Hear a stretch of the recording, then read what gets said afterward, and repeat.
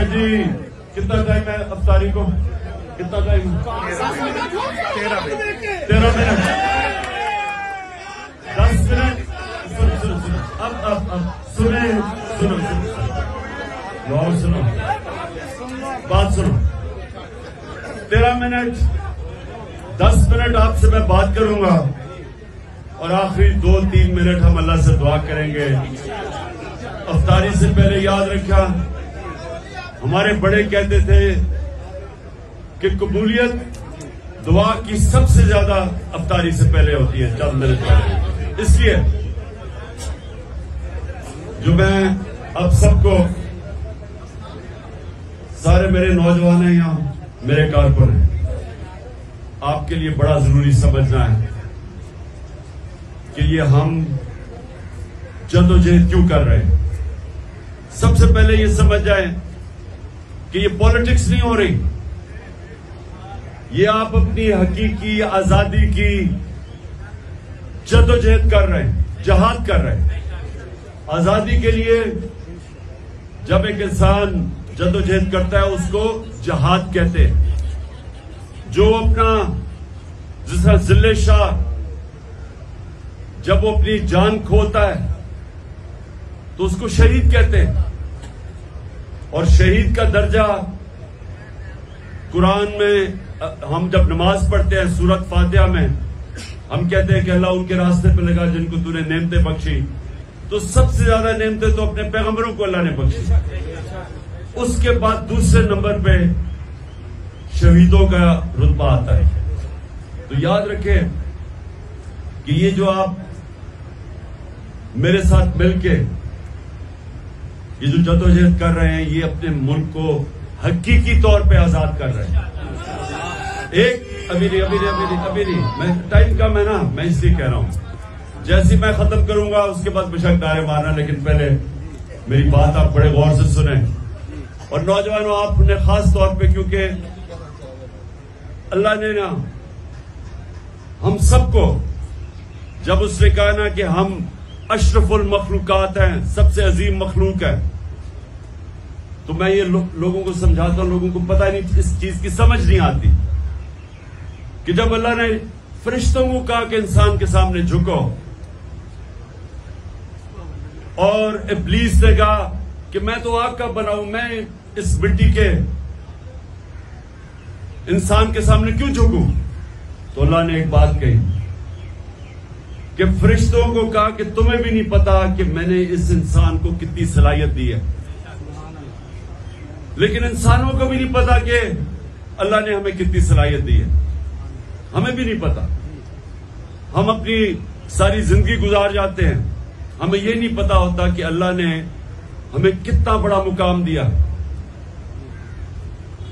جو مولانا رومی کہتا ہے کہ جب اللہ نے تمہیں پر دیے ہیں تو زمین پہ کیوں رینگ رہے ہو, تو انسان کا بہت بڑا رتبہ ہے, لیکن وہ انسان صرف اوپر کی پرواز تب کر سکتا ہے جب آزاد ہوتا ہے. غلاموں کی کوئی پرواز نہیں ہے. اور آزاد انسان کو کیا چیز کرتی ہے؟ بچہ میں اب اپنے کارکنوں سے نوجوانوں سے آپ کا ٹیسٹ کر رہا ہوں کہ کیا چیز انسان کو پرواز اوپر کرتی ہے. وہ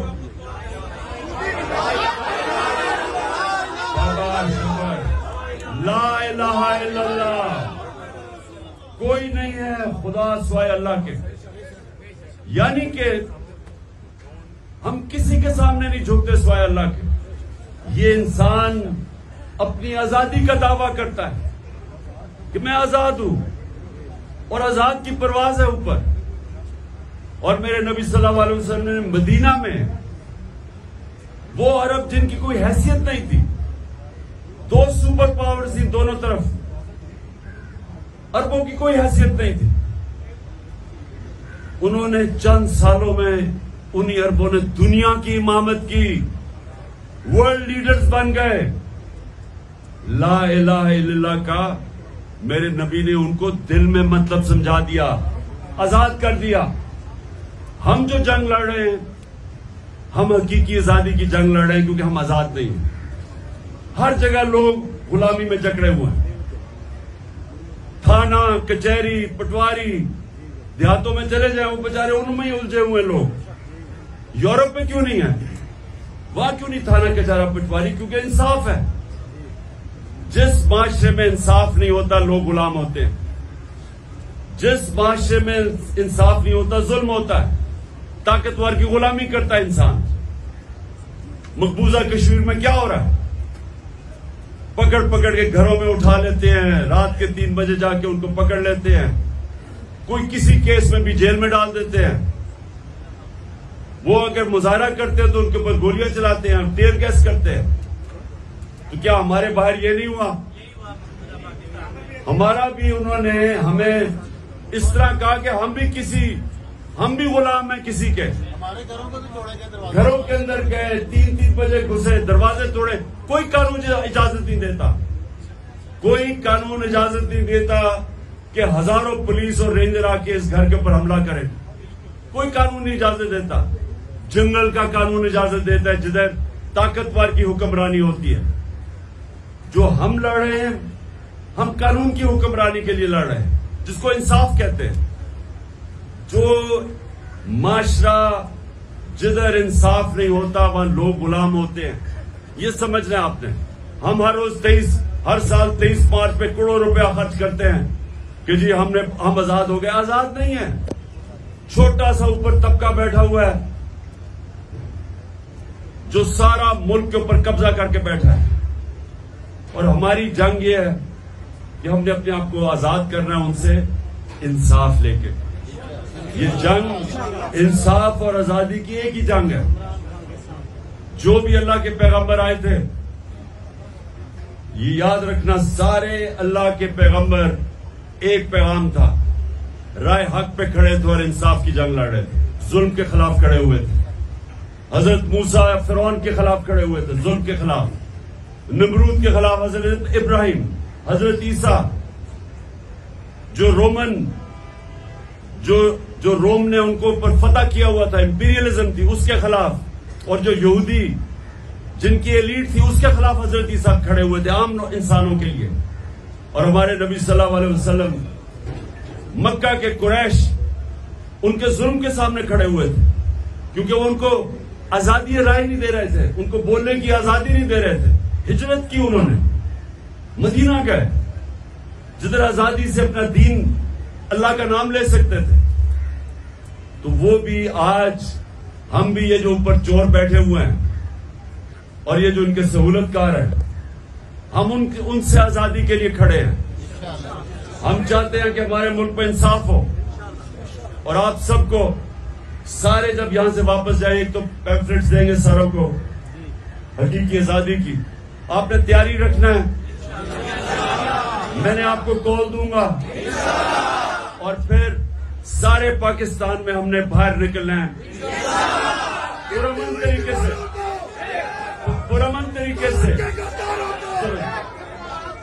طریقے سے جو ہمارا آئین ہمیں اجازت دیتا ہے، پرامن طریقے سے. لیکن سارے پاکستان میں ہم باہر نکلیں گے اپنی آزادی کی تحریک کے لیے.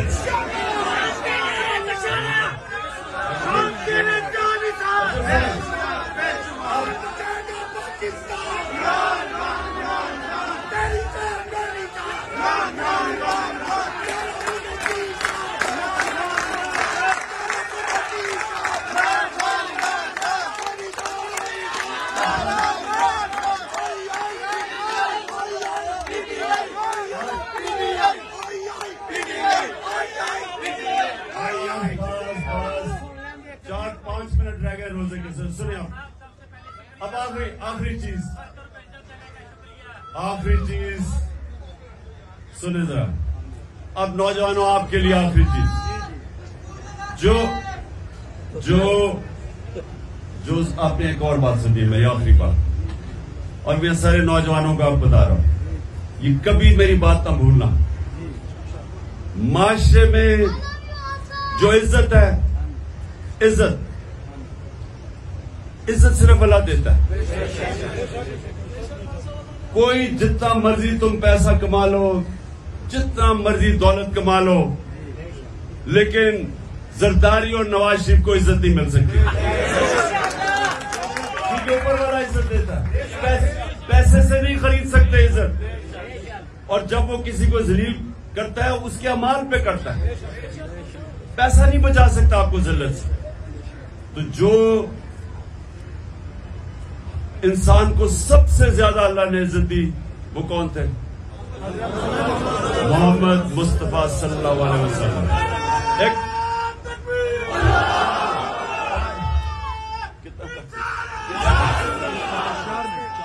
اچھا جی 4 منٹ 2 منٹ. اچھا 2 منٹ رہ گئے. سنیں ذرا.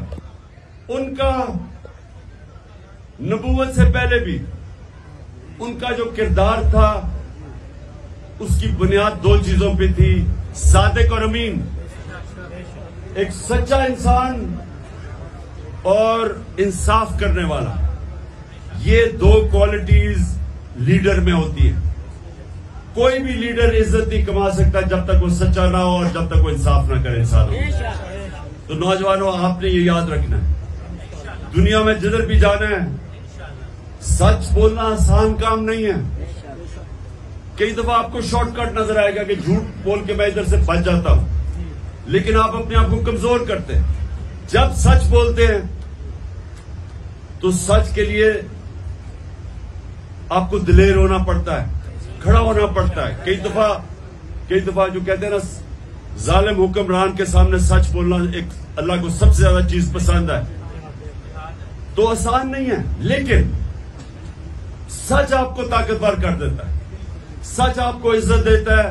اور سب سے بڑی بات کہ جب آپ سچ بولتے ہیں تو جو الحق ہے وہ آپ کے ساتھ کھڑا ہو جاتا ہے. تو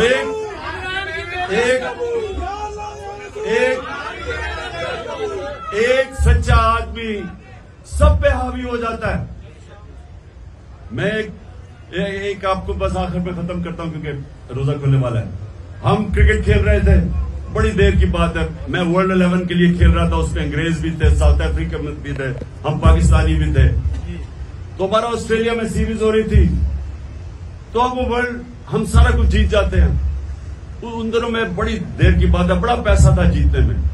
تو جب ہم جیت جاتے ہیں تو ہمارے ہوتے ہیں ٹوٹل 16 کھلاڑی, لیکن 11 کھیلنے والے ہوتے ہیں, 16 اسکواڈ ہوتی ہے.